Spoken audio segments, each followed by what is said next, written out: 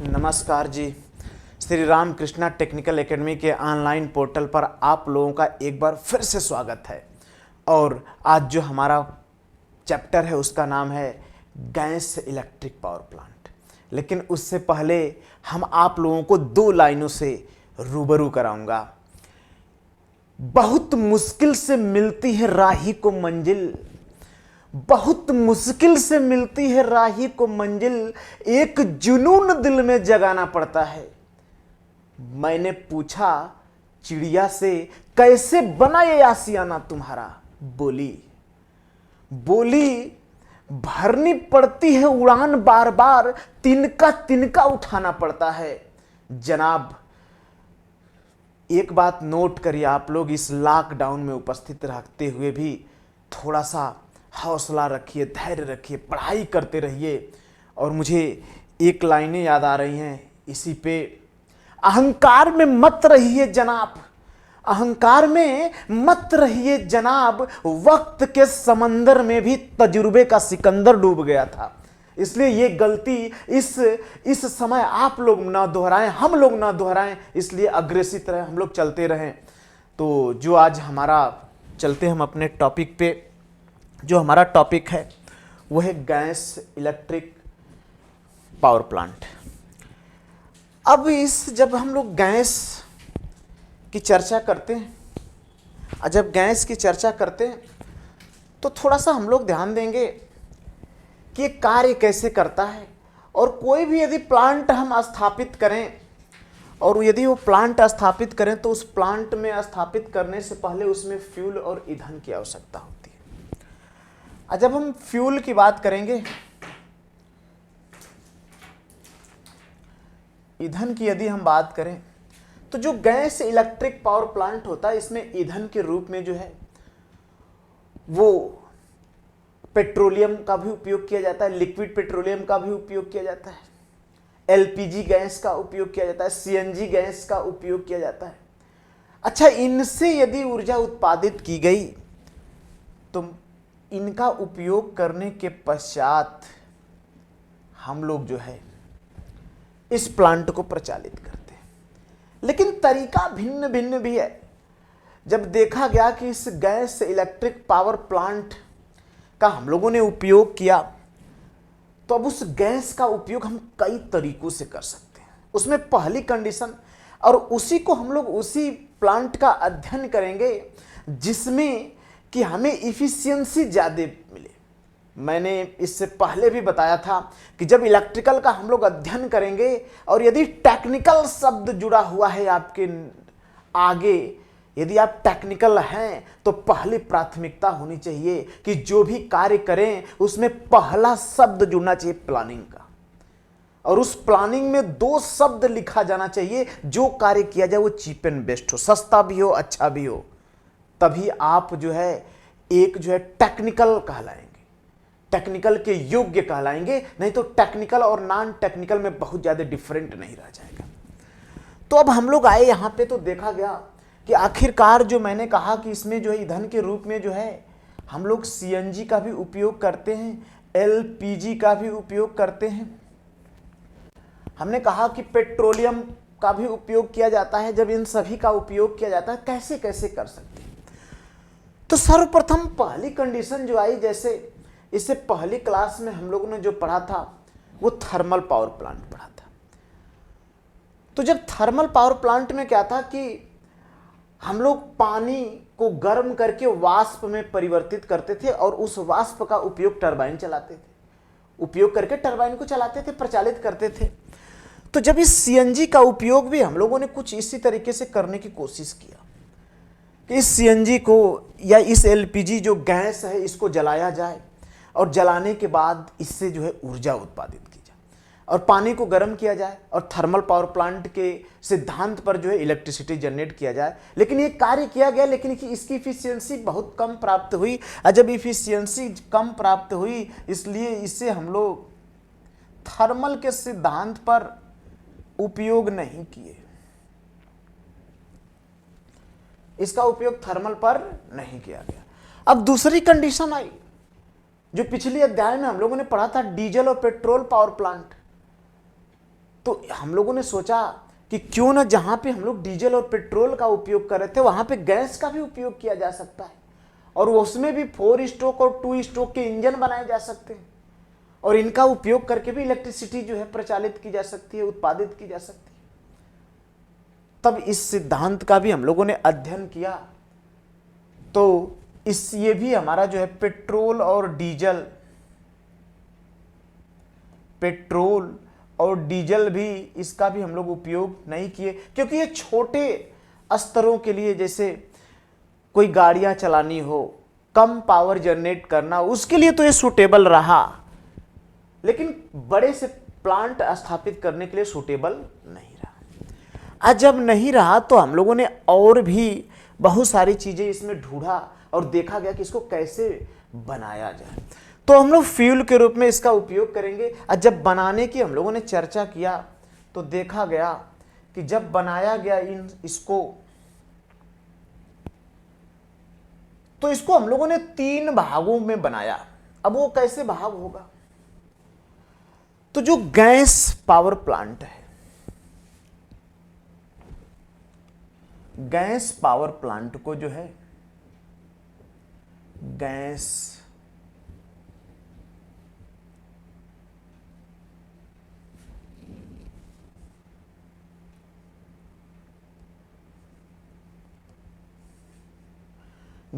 Electric power plant, इसको हम लोगों ने 3 भागों में डिवाइड किया।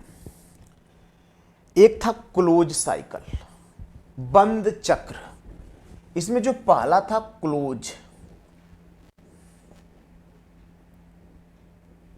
साइकिल, बंद चक्र। जो दूसरा मुझे मिला वो ओपन साइकिल,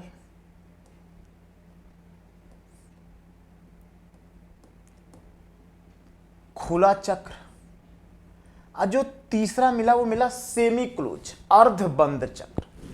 तो इस तरीके से हम इसे 3 भागों में जब हम लोगों ने डिवाइड किया तो ये तीनों का सिद्धांत अलग अलग होता है। ये कार्य कैसे करता है? जो हम लोग पहला चक्र का अध्ययन करेंगे, एक ही फिगर से हम लोग तीनों चक्र को समझेंगे कि कैसे कहां पे क्या परिवर्तित होता है, तो चक्र का नाम परिवर्तित हो जाता है। तो इसमें जो पहला चक्र है उसको हम लोगों ने नाम दिया क्लोज साइकिल, बंद चक्र।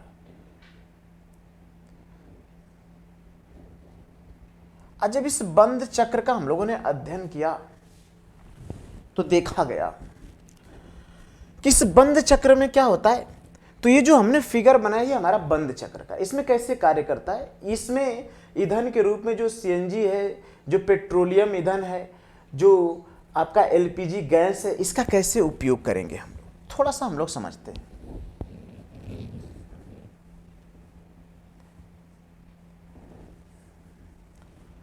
सर्वप्रथम हम लोग क्या करते हैं, एलपीजी को लेते हैं और एक जगह जो है जिसे नेचुरल गैस, एलपीजी, सीएनजी, हमने कहा कि मैंने जो है सीएनजी को लिया और इस सीएनजी को यहाँ पे हम लोग जो है स्टोर कर लेते हैं। स्टोर करने के बाद हम लोग क्या करते हैं कि दूसरा कार्य किया जाता है कि इसमें सीएनजी के द्वारा वायु को गर्म किया जाता है। और जब वायु को गर्म किया जाएगा तो उसका टेम्परेचर और दाब बढ़ेगा। और जब टेम्परेचर और दाब बढ़ता है तो जैसे हम लोगों ने थर्मल पावर प्लांट में किया हुआ था कि स्टीम का उपयोग करके, स्टीम भी एक गैस ही होती है, तो गैस का उपयोग करके टरबाइन को चला रहे थे। इसमें हम लोग एयर का उपयोग करेंगे और उसमें काफी प्रेशर, दाब क्रिएट होगा। और जब दाब क्रिएट होगा तब उसको हम लोग टरबाइन पे टकराएंगे, उससे हमारी एनर्जी प्राप्त होगी। तो इसमें हम लोग क्या करते हैं कि जो पहला है, हम फ्रेश वायु, जो हमारे वायुमंडल में वायु उपस्थित है, इस वायु को कंप्रेसर द्वारा हम लोग कंप्रेस्ड करते हैं। और जब यहां पे कंप्रेसर द्वारा वायु को कंप्रेस्ड किया जाता है तो यहां पे जो उसका दाब है वो लगभग 4 kg प्रति सेंटीमीटर स्क्वायर हो जाता है कंप्रेस्ड करते समय। प्रश्न ये उठता है कि उसका ताप कितना होता है। तो जो हमारा वायुमंडल का ताप होता है उससे थोड़ा बहुत 2-4 डिग्री सेंटीग्रेड ताप बढ़ जाता है या वायुमंडल का ही ताप रहता है। तो यहाँ पे वायुमंडलीय ताप पर लेकिन दाब 4 kg पर सेंटीमीटर स्क्वायर हो जाता है कंप्रेस्ड करने के बाद। उस वायु को जब हम लोग यहाँ कंप्रेस्ड करके यहाँ पे लेके जाते हैं, उसके बाद इस वायु को हम लोग कंप्रेसर के बाद कंबस्शन चेंबर में भेजते हैं। कंबस्शन चेंबर में क्या होता है? कंबस्शन चेंबर में ये होता है कि जब हम क्लोज साइकिल की बात करेंगे, जब हम ये हमारी अभी क्लोज साइकिल चल रही है, तो क्लोज साइकिल की यदि हम बात करें तो क्लोज साइकिल में क्या होता है कि एक बाहर इस तरीके से पाइप लगी होती है। जब ये पाइप लगी होती है, इस पाइप का कनेक्शन कुछ इस तरीके से होता है, तो इसी पाइप में एयर को भेजा जाता है, एयर को इसमें भेजा जाता है। और जो हमारा सीएनजी, ये पेट्रोलियम जो गैस है, जो ईंधन के रूप में हम उपयोग कर रहे थे, उसको इस कंबस्शन चेंबर में जलाते हैं।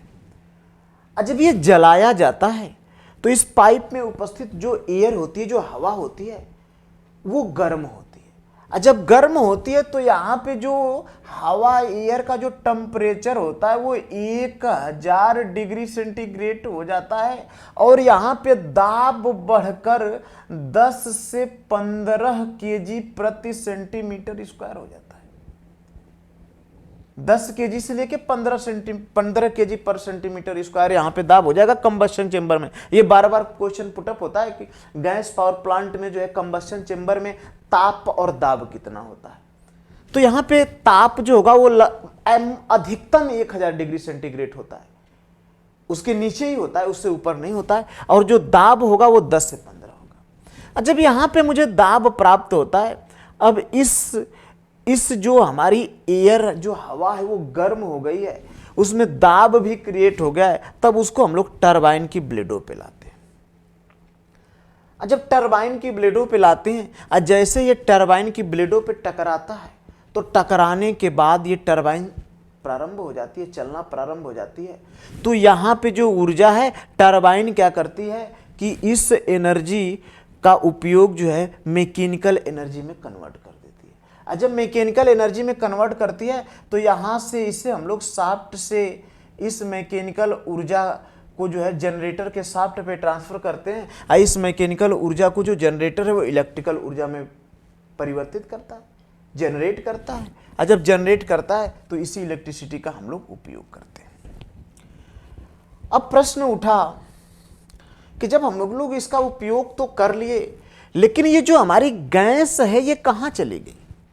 तो एक बात समझने की है, थोड़ा सा ध्यान दीजिएगा। जब ये क्लोज साइकिल होता है, तो क्लोज साइकिल में क्या होता है कि जैसे ये गैस हमारी इन टरबाइनों पे जब टकरा जाएगी, तो टकराने के बाद यहां पे हम लोग कंडेंसर लगाते हैं।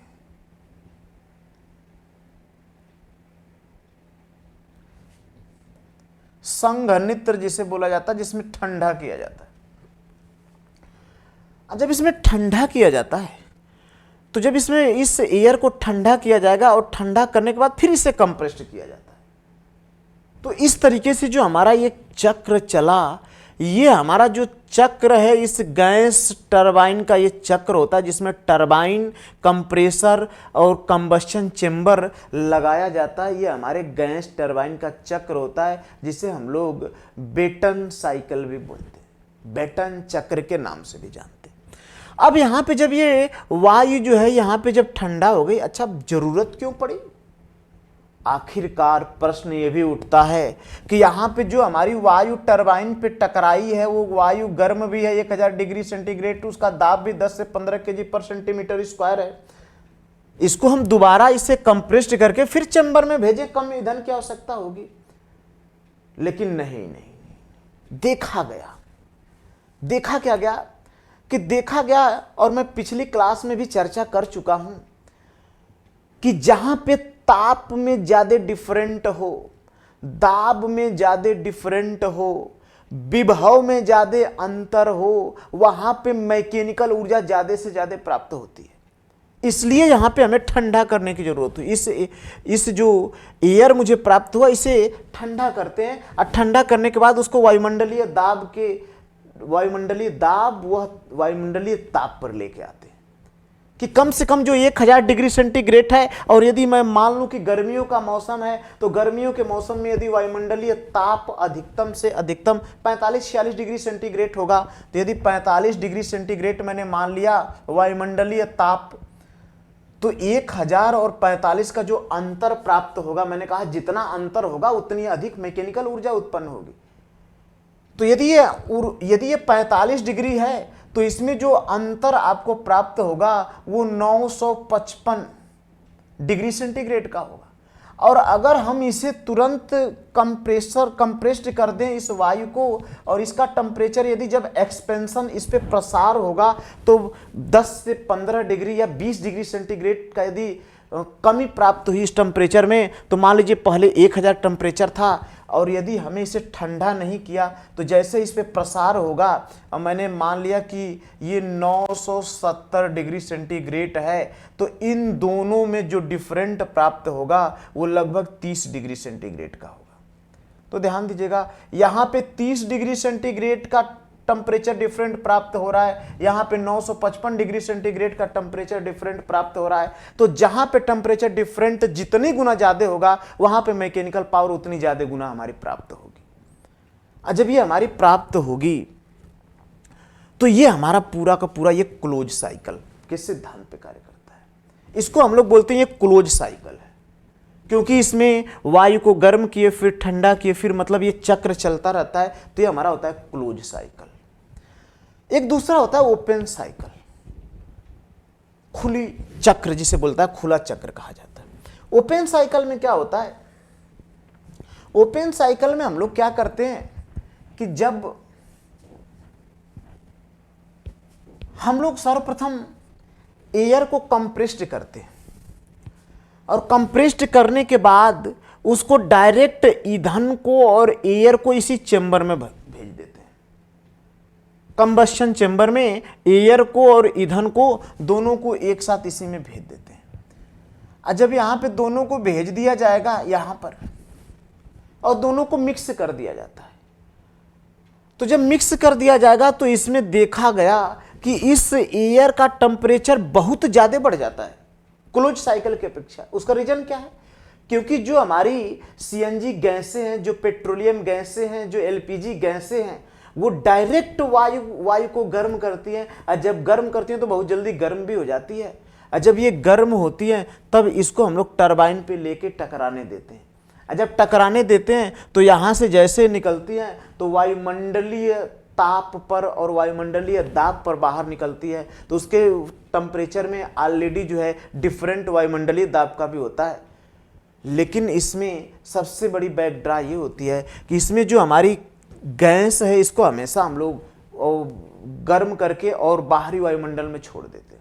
और जब छोड़ देते हैं उसको हम लोग फिर एक चक्र के तहत नहीं चलाते हैं, और जब चक्र के तहत नहीं चलाते हैं तो ये हमारा जो साइकिल कहलाता है वो कहलाता है ये ओपन साइकिल, खुला साइकिल इसे बोला, खुला चक्र बोला जाता है।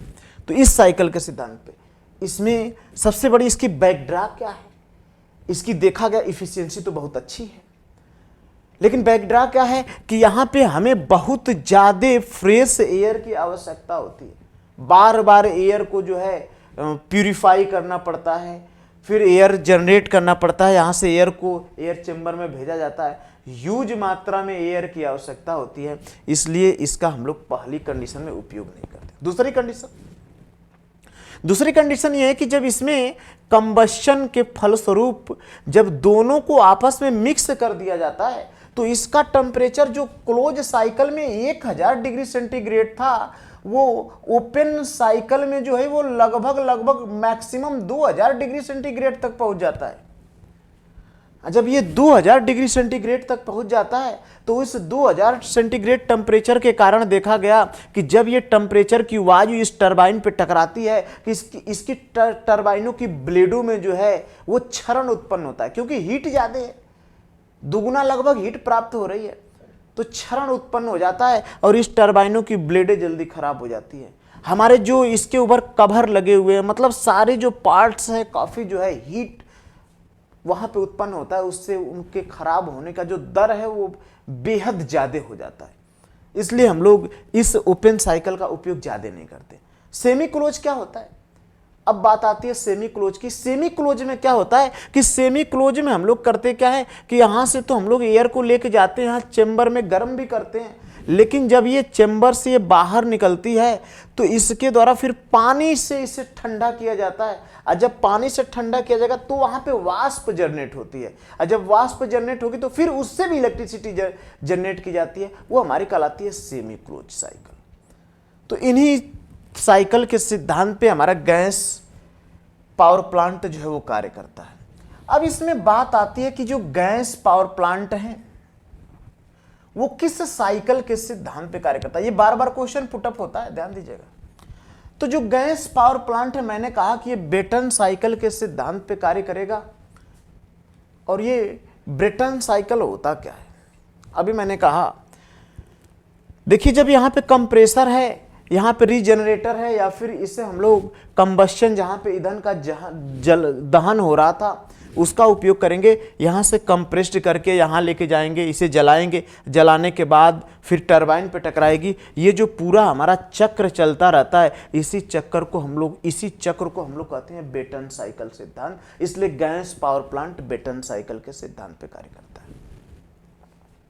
इसकी जो दक्षता होती है वो 60 से 70% होती है।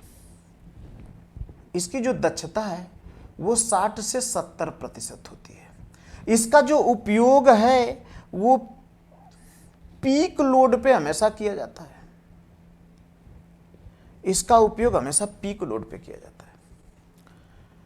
और जब इसका उपयोग हम लोग पीक लोड पे करते हैं तो आखिरकार अब जो हम लोगों ने पढ़ा वो था नॉन कन्वेंशनल एनर्जी सोर्स। ये हमारे जो आते हैं ये सारे ये हमारे कन्वेंशनल में थे। अब जो हम पढ़ेंगे वो पढ़ेंगे नॉन कन्वेंशनल। लेकिन इस कन्वेंशनल में अब और टरबाइनें भी और पावर प्लांट भी किस साइकिल के सिद्धांत पे कार्य करते हैं, थोड़ा सा एक हम लोग व्यू लेंगे कि कौन कौन से साइकिल पे सिद्धांत कार्य करता है। ध्यान दीजिएगा, सबसे पहले जो है थर्मल पावर प्लांट। जो हमारा थर्मल पावर प्लांट है वह रेकाइन साइकिल के सिद्धांत पे कार्य करता है। रेकाइन, ये रेकाइन साइकिल के सिद्धांत पे कार्य करता है। इस साइकिल में क्या क्या होता है, बार बार पूछा जाता है रेकाइन साइकिल में क्या क्या होता है। इसका सीरियल वाइज नाम भी दे देता है, क्या पहले रहेगा। ऐसा नहीं कि बॉयलर के बाद आप कंडेंसर लगा देंगे, बॉयलर के बाद कभी भी कंडेंसर नहीं आएगा। तो इस रेकाइन साइकिल में ये थर्मल पावर प्लांट है। तो थर्मल पावर प्लांट में जो सबसे पहला कार्य किया जाता है वो बॉयलर है।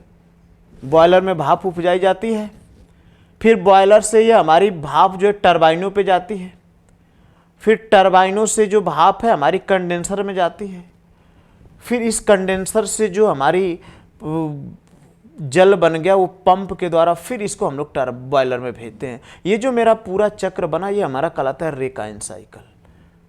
और इसी रेकाइन साइकिल में ही रुद्धोष्म प्रक्रम उत्पन्न होता है। और यही एक साइकिल है जिसमें थर्मल पावर प्लांट सबसे ज़्यादा इसी साइकिल पे प्रचालित किया जाता है, क्योंकि इस साइकिल की जो दक्षता है वो सबसे अधिक होती है, इसलिए हम लोग इसका उपयोग करते हैं। तो ये हो गया हमारा रेकाइन साइकिल। इसमें जो पहला इसको भी ले सकते हैं, तो पहला जो है हमारा ये बॉयलर होगा, टरबाइन होगी, कंडेंसर होगा या पंप होगा। इसमें बस पूछता है पहला कोई भी आप ले सकते हैं, लेकिन सीरियल से होना चाहिए। इस तरीके से यदि पहला इसको आप ले लिया तो इसको दूसरा, इसको तीसरा, इसको चौथा। इसको यदि पहला लिया तो इस तरीके से होना चाहिए, एक के बाद दूसरा नहीं होना चाहिए, इसके बाद ये चक्र नहीं आएगा। यदि कभी भी देता है टरबाइन, कंडेंसर, पंप और बॉयलर तो ये भी चक्र सही है। तो ये इसी चक्र के सिद्धांत पे कार्य करता है। ये हमारा हो गया थर्मल पावर प्लांट। अब जो नेक्स्ट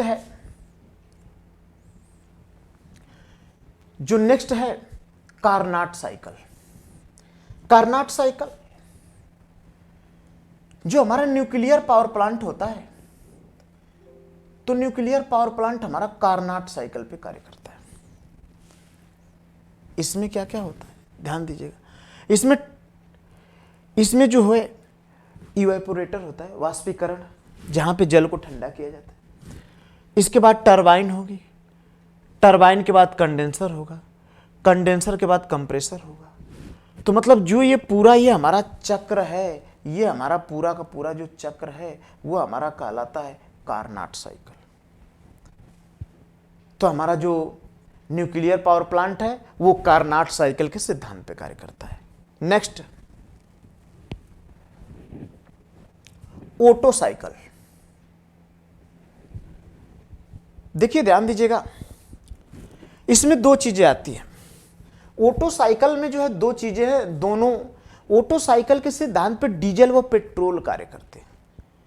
लेकिन यदि देखा जाए तो जो पेट्रोल होता है वो स्पार्क इग्निशन साइकिल के सिद्धांत पे ज्यादातर उपयोग किया जाता है। इस ओटो साइकिल में क्या होता है, इस ओटो साइकिल में क्या होता है कि जो हमारी सक्शन, कंप्रेशन, पावर और एग्जॉस्ट चार स्ट्रोक होते हैं। पहला जो स्ट्रोक होता है उसको मैंने कहा कंप्रेशन, दूसरा जो स्ट्रोक होगा उसको मैंने कहा, ये हमारा जो पहला होता है उसको हम लोग सेक्शन बोलते हैं, सेक्शनिंग स्ट्रोक। जो दूसरा स्ट्रोक होगा वो कंप्रेशन स्ट्रोक, जो तीसरा स्ट्रोक होगा वो पावर स्ट्रोक, जो चौथा स्ट्रोक होगा उसको हम लोग बोलते हैं एग्जॉस्ट स्ट्रोक। तो ये हमारे जो चारों स्ट्रोक हैं इसमें पिस्टन अप डाउन होते रहते हैं। तो ये जो हमारा चक्र है ये हमारे ओटो चक्र है, ओटो साइकिल इस सिद्धांत पे कार्य करते हैं।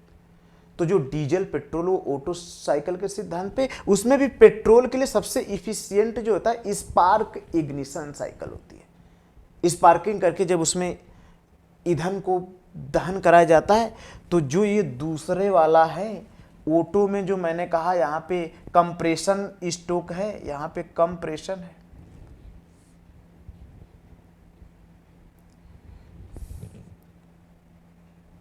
यहाँ पे कंप्रेशन है, तो यहाँ पे स्पार्क हो जाता है, स्पार्क स्ट्रोक हो जाएगा। ये हमारा पेट्रोल में हो जाएगा, ये हमारा डीजल में होता है, इसलिए इसको हम लोग बोलते हैं पेट्रोल वाले में स्पार्क इग्निशन साइकिल। तो ये तो हमारा हो गया साइकिल। अब जो हम लोगों ने पढ़ा, ये जो हमारी एनर्जी जनरेट हुई इसको हम लोगों ने कहा कि ये कन्वेंशनल एनर्जी सोर्स है, कन्वेंशनल। जब कन्वेंशनल की बात किए तो देखा गया कि आखिरकार परंपरागत आज परंपरा है। कन्वेंशनल की यदि हम बात करें तो कन्वेंशनल एनर्जी सोर्स में जो है आज उपस्थित है, कल समाप्त भी हो जाएगा। तो बहुत लोगों को सोचना पड़ा कि आखिरकार जब भी हमारी कन्वेंशनल एनर्जी जो सोर्स है, कोयला हुआ, डीजल हुआ, पेट्रोल हुआ, यूरेनियम हुआ, ये सब समाप्त हो जाएगा तो फिर एनर्जी कहाँ से प्राप्त होगी।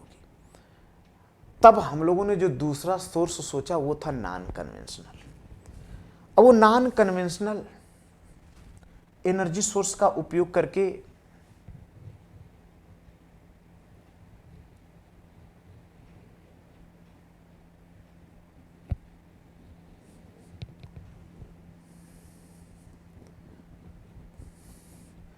अपरंपरागत ऊर्जा स्रोत,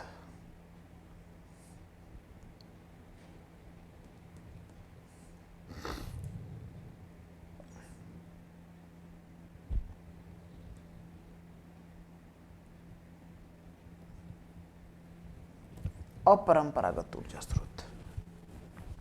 जब ये अपरंपरागत ऊर्जा स्रोत की हम लोगों ने बात किया तो अपरंपरागत ऊर्जा स्रोत वो स्रोत होते हैं जिनकी आज भी परंपरा है और आने वाले समय में भी परंपरा होगी, ये उपस्थित रहेंगे हमारे पृथ्वी पे, वो हमारे कहलाए अपरंपरागत। लेकिन जब इससे हम लोगों ने प्लांट स्थापित किए, एनर्जी जनरेट करना स्टार्ट किया, इलेक्ट्रिसिटी जनरेट करना हम लोग जब स्टार्ट किए तो देखा गया कि बहुत ज़्यादा इफिशियंट नहीं है, इनकी इफिशियंसी बहुत कम है। लेकिन एक चिंता भविष्य की भी है कि आखिरकार यदि ये ऊर्जा न रहे तो फिर होगा क्या। तब इस पे हम लोगों ने विचार किया और इसे स्थापित करने की बात की गई। तो अब इस अपरंपरागत ऊर्जा स्रोत में कहा जाता है कि जो ऊर्जा का जो मेन सोर्स होता है वो सन होता है, सूर्य। तो जब ऊर्जा का मेन स्रोत जो है सन है पृथ्वी के लिए, तो हम लोग इसमें सूर्य हो गया, विंड हो गया, टाइडल हो गया, जियोथर्मल हो गया, इन सभी का उपयोग करके हम लोग ऊर्जा जनरेट करेंगे। किसकी इफिशियंसी कितनी होती है, बहुत ज़्यादा इससे क्वेश्चन तो नहीं आते हैं, लेकिन जो भी क्वेश्चन होते हैं वो सॉलिड होते हैं। केवल एक बार आप ध्यान देंगे तो सब कुछ समझ में आ जाएगा, उसमें नो डाउट। तो थोड़ा सा ध्यान दीजिएगा। अब इसमें जो पहला है, वो जो हम एनर्जी जनरेट करेंगे वो सोलर से, सूर्य ऊर्जा से करेंगे। इसमें जो पहला है वो है हम सूर्य से।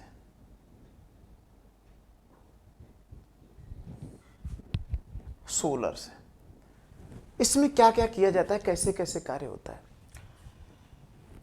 देखिए, सूर्य के बारे में कहा जाता है कि जो हमारा सूर्य है, अब इस सोलर को लगाने से पहले जो हमें ऊर्जा प्राप्त होगी वो सन से होगी।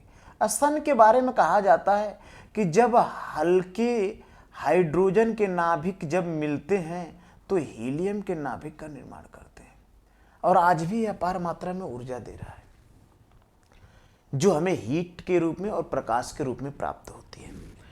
और जब ये प्रकाश के रूप में प्राप्त होती है तो इसकी हीट और इसकी प्रकाश को किसी भी सोर्स के द्वारा हम लोग चाहें तो एनर्जी में कन्वर्ट कर लें।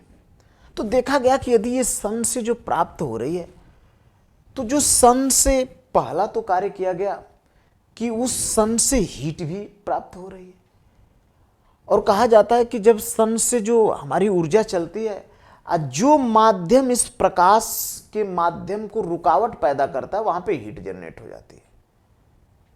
जैसे यदि सूर्य से हमारी प्रकाश चला, उसमें हीट भी है, तो हवा नहीं गर्म होगी। यदि हवा उसके माध्यम में कोई रुकावट, हवा सूर्य के माध्यम में कोई रुकावट नहीं पैदा करता, लेकिन जब वो प्रकाश हमारे पृथ्वी पे आता है तो टकराता है, और जब टकराता है तो वहां पे रुकावट जो है वो पृथ्वी हमारी रुकावट पैदा करती है, तो इसलिए पृथ्वी के अंदर हीट जनरेट हो जाती है। और उसी का भी है, उसी का ही कारण ही है कि हमारे यहाँ हीट प्राप्त भी होती है। तो पहला कार्य इससे देखा गया कि इस हीट का हम लोग उपयोग करें, और उपयोग करने के बाद उससे एनर्जी जनरेट करें। तब हम लोगों के पास मिला उत्तल लेंस। उत्तल लेंस का कभी कभार सूर्य के प्रकाश की किरणों को जो है समेट कर उत्तल लेंस के द्वारा एक जगह जब किरणों को भेजा जाता है, उससे भी हीट जनरेट होती है, लेकिन इसकी इफिशियंसी बहुत कम हुई। जब इस तरीके से किया जाता है तो उत्तल लेंस हम लोग उपयोग करेंगे। पहला तो उत्तल लेंस उपयोग करेंगे। ये उत्तल लेंस क्या करता है कि इसकी फैली हुई किरणों को जो है वो एक जगह केंद्रित कर देता है, और जब केंद्रित करता है, जहां भी केंद्रित होती है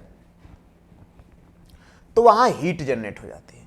अब इस हीट के द्वारा हम क्या करें कि हीट के द्वारा वाष्प जनरेट करें। वाष्प जनरेट करने के बाद इसे थर्मल पावर प्लांट के सिद्धांत पे फिर हम टरबाइन चलाकर एनर्जी जनरेट करें। लेकिन देखा गया इसकी इफिशियंसी बहुत कम है, इसलिए इसका उपयोग हम लोगों ने नहीं किया। जब इसका उपयोग हम लोगों ने नहीं किया, तब मुझे जो मिला वो सोलर पैनल मिला, जिसकी इफिशियंसी इससे कुछ ज्यादा होती है। तो जब हम सोलार एनर्जी की बात करेंगे तो सोलार एनर्जी में सोलर पैनल के द्वारा ही इलेक्ट्रिसिटी हम लोग जनरेट करेंगे। वो कैसे जनरेट करेंगे, थोड़ा सा ध्यान दीजिएगा।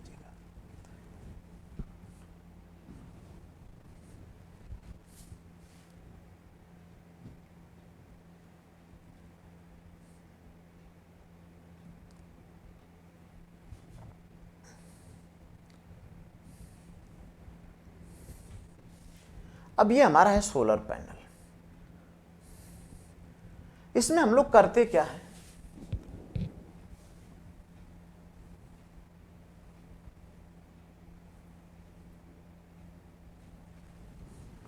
जो हमारी सूर्य से जो है वो रेज किरणें निकलती हैं, और इस किरणों को जो है वो सोलर पैनल, यहां पे जो हमने लगाया हुआ है इसको हम लोग बोलते हैं सोलर पैनल। तो यहां पे हम लोग इस किरणों को जो है वो सोलर पैनल पे टकराने देते हैं। और जब ये सोलर पैनल से टकराती हैं तो ये सोलर पैनल पे टकराने के बाद ये डीसी जनरेट करती है। और जब ये डीसी जनरेट करेंगी वो वोल्टेज जनरेट करती है। और जब ये डीसी वोल्टेज जनरेट करेंगी तो डायरेक्ट यदि कोई ऐसी सिस्टम का यदि हमें उपयोग करना है तो यहाँ इन्वर्टर लगा देते हैं। इन्वर्टर का उपयोग करके हम यहाँ पे एसी भी उपयोग कर लेते हैं, या फिर इस डीसी को हम लोग लेके आते हैं और यहाँ पे बैटरी चार्ज करते हैं, या तो हम दूसरा कार्य करते हैं कि इसको हम लोग इन्वर्टर का उपयोग करके एसी सप्लाई देके और ग्रिड से जोड़ देते हैं। इस तरीके से हमारी एनर्जी जनरेट होती है सोलर पैनल से। क्वेश्चन कहाँ से सबसे ज्यादा क्वेश्चन पुटअप होता है, वो होता है सोलर पैनल कैसे बना होता है, कितना वोल्ट जनरेट करता है, ये कैसे जुड़ा होता है। जो भी 8 से 10 क्वेश्चन पुटअप होते हैं वो हमारे सोलर पैनल से ही पूछे जाते हैं। अब ये सोलर पैनल कैसे बनाया गया, क्या कार्य करता है, तो देखा गया कि हमारे पृथ्वी पे कुछ सेमीकंडक्टर है, उसमें सिलिकॉन, आप लोग नाम सुने होंगे, सिलिकॉन का उपयोग बहुत ज़्यादा किया भी जाता है, इलेक्ट्रॉनिक्स में तो मैक्सिमम किया जाता है। तो देखा गया कि यदि सिलिकॉन की कोई प्लेट बना दिया जाए और उस पर प्रकाश की किरणों को यदि फ्लो कराया जाए, प्रवाहित कराया जाए, तो उससे जब प्रकाश की किरणें पड़ती हैं तो उससे जो है आयन्स उत्पन्न होते हैं और उस आयनों से जो इलेक्ट्रिसिटी जनरेट होने लगी। जब वो आयनाइज होकर आयन उत्पन्न करती हैं, इलेक्ट्रिसिटी जनरेट करती हैं, तो यही हमारा कार्य है सोलर पैनल का। तो इसलिए सोलर पैनल में जो पैनल बनाई जाती है वो सिलिकॉन धातु की बनाई जाती है। इसमें क्या क्या और लगा होता है, ये कार्य कैसे करती है, थोड़ा सा समझने वाली बात है।